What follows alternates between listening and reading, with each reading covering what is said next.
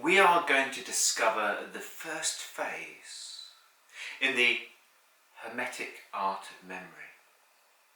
I would therefore strongly recommend that anyone who hasn't seen the series up to here go back and watch those videos first.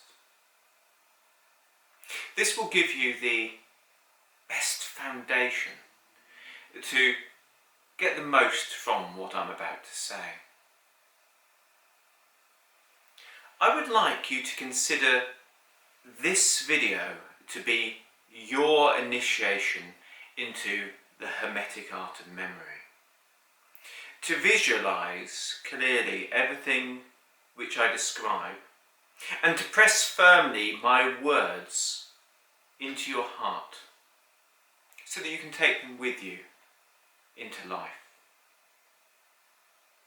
I would like you to start with an inspiring contemplation. Imagine twins in the womb. Imagine two babies in the protective world of their mother. They probably would find it very hard to visualize life beyond this. The outside world with all its detail and richness and expansive beauty would seem unrealistic to those who had only lived in that very limited protective environment. Let us move this contemplation to the mind within the body.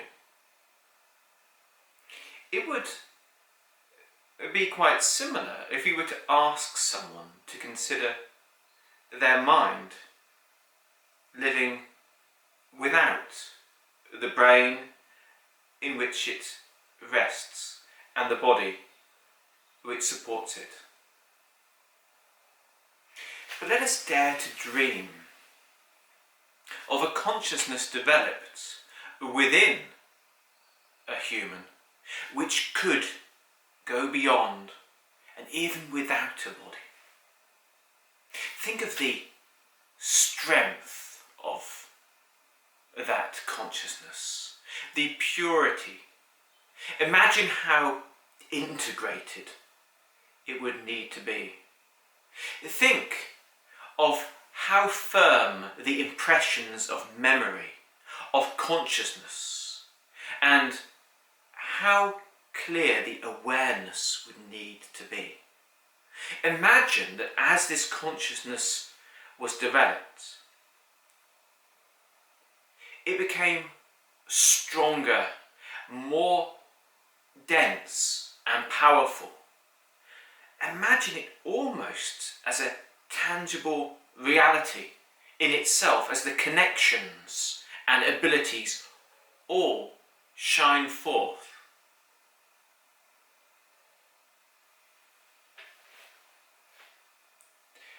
The first phase of the Hermetic Art of Memory is that of purification. You need to free your mind, to let go of any unneeded processing or attention. To do this in the modern world, the best thing we can do is to let go of television. Most people spend many hours watching television every day, and they know all the names of the people and have an interest in the lives of those people within the programs they watch. But they don't know the lives and names of the people next door. They get very involved and excited by the adventures which are within the screen, but forget the adventure within them. You must be very select about what you allow in your consciousness. more select than what you allow in your body. So many people invite scenes of violence, destruction and despair into their living room every day, and no more. If you want to seek entertainment, it must be an exception, and it must be exceptional. Something which will uplift you, will inspire you, and bring you closer to where you wish to be. Likewise, let go of unnecessary demands on your mind. Remove any social media apps from your phone and put that social media under your control. Answer your emails, your Facebook, anything like that within an allotted time slot every day so you can be fully in the moment. If you do all this, you will find a beautiful freedom appears. A space in life in terms of time and in terms of potential within you. And you are to embrace that potential. To do this, you need to fully engage with everything you do. Don't put anything above you. Nothing is beyond your ambition, but nothing is also beneath you. And nothing is too trivial for you to fully engage with. You can learn from great wise teachers and from innocent children with equal interest. When there's a chance to do something in life, to use your consciousness, you will fully embrace it. You will watch the artist's hand with detail. You will learn the process and the workings behind everything. Whenever you make a mistake, you will remember that mistake and know the remedy. When you see a better way of doing things, you will take that on board with no barriers to learning. You will practice the things you find hardest and find great blessings within this. So let go of all the unnecessary crutches and aids. If you have a chance to do mathematics, don't use a calculator. Use your mind and let that consciousness evolve. If you are driving somewhere, the second time, don't use the sat-nav. Remember that route.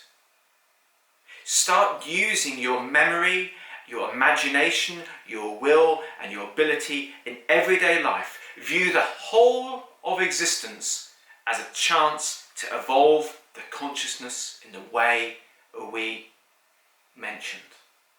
So when you listen to someone, you will hear their words, but you will see the hidden messages in their body and in the manner they deliver it.